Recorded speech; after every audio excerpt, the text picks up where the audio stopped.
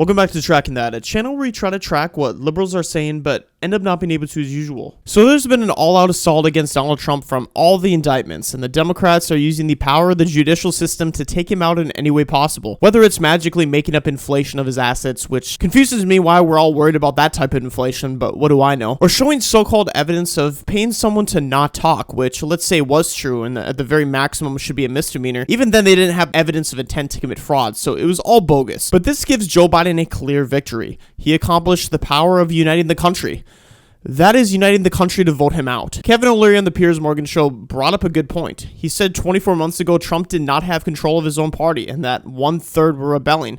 But now we have the entirety of the Republican Party backing him, and we can now thank Alvin Bragg for that. Since he was convicted, Trump has raised $141 million, and some people have said it's reached $200 million. And besides the fake polls out there saying 1 out of 10 Republicans say they want to vote him less now, how are donations not a poll in itself? But anyways, here we have one of the best congressmen in the United States, Matt Gaetz, who should replace Ron DeSantis once he's done being Florida's governor. Completely left Merrick Garland speechless at the House Judiciary Committee. And look, I get a lot of these committee hearings are a lot of talk, no action. This time I just hope the Republicans hold Merrick Garland in contempt of Congress. In contempt for withholding records Republicans subpoenaed from Special Counsel Robert Hur's investigation into President Joe Biden's handling of classified documents, including audio recordings of Robert Hur's interview. Attorney General, you've told us that it's a dangerous conspiracy theory to allege that the Department of Justice is communicating with these state and local prosecutions against Trump.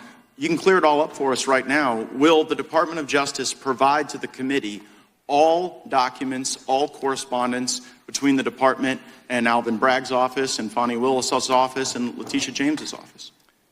The offices you're referring to are independent offices of state. I get that. The question is whether or not you will provide all of your documents and correspondence. That's the question.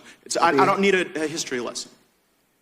Well, I'm going to say again, we do not control those offices. They make their own decisions. The question is whether you communicate with them, not whether you control them. Do you communicate with them, and will you provide those communications? You make a request, we'll refer it to our Office of Legislative Affairs. But see, here's the thing. You come in here and you lodge this attack that it's a conspiracy theory, that there is coordinated lawfare against Trump. And then when we say, fine, just give us the documents, give us the correspondence, and then if it's a conspiracy theory, that will be evident. But when you say, well, we'll take your request, and then we'll sort of work it through the DOJ's accommodation process, then you're actually advancing the very dangerous conspiracy theory that you're concerned about.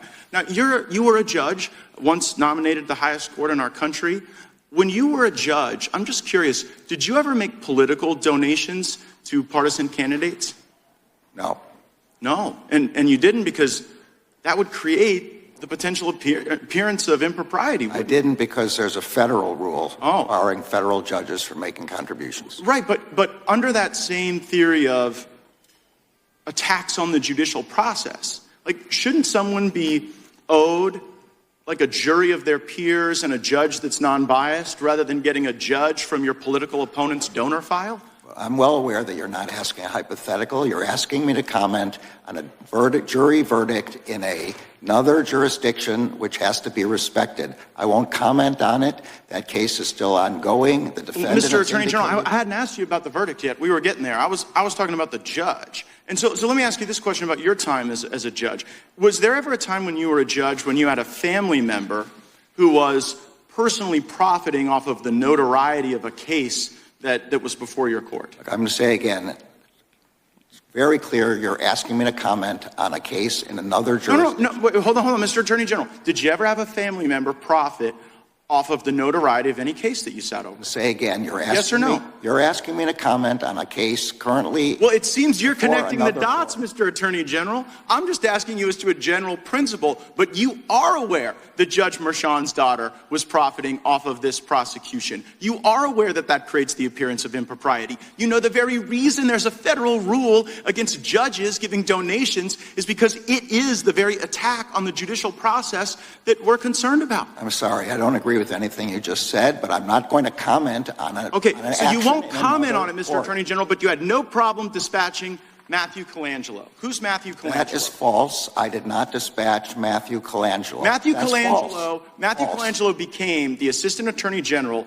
at the very beginning of the Biden administration.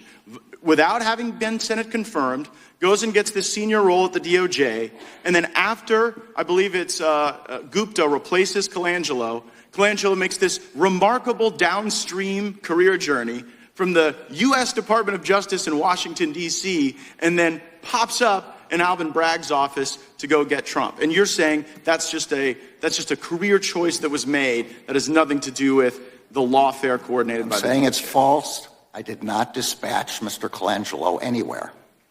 Well, do you know how he ended up there? I assume he applied for a job there and got the job. But see, you know what? I can tell you I had nothing to do with it. Well, you might not have had anything to do with it, but we've got this contemporaneous evidence in Mr. Pomerantz's book. So Pomerantz writes this book, which I'm sure you're aware of, where he says, we put together the legal eagles to get Trump. We got all these folks together and we assembled them for that purpose. And so when we on the Judiciary Committee think about attacks on the judicial process, our concern is that the facts and the law aren't being followed. A target is acquired, here, Trump, and then you assemble the legal talent from DOJ, Mr. Pomerantz, and you bring everybody in to get him. And meanwhile, the judge is making money on it. The judge is making money on it, or the judge's family is making money on it for stuff that you yourself wouldn't do.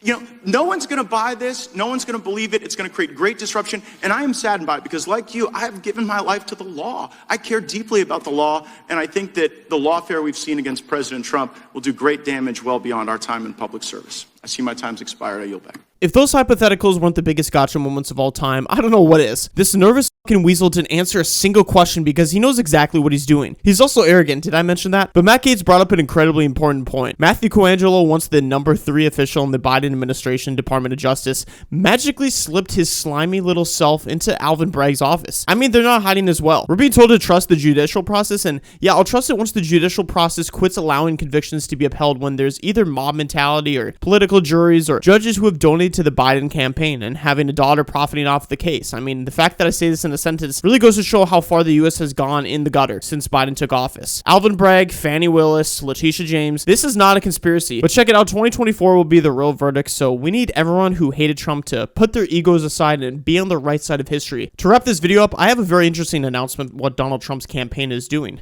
They're launching Swamp the Vote USA to promote the use of absentee and mail ballots and early in-person voting. So basically what I'm hearing is that since it's legalized, which probably should be legal, we're going to fight fire with fire by sending the Republican ballots to other places so other people could vote. Not 100% sure what I think of that. I mean, maybe it could work or not, but I mean, I think a lot of Republicans just want to vote in person. We don't want to have this, but that would be very interesting, fighting fire with fire. Anyways, that's all I have for today's video. Make sure you like, comment, and subscribe. Thank you.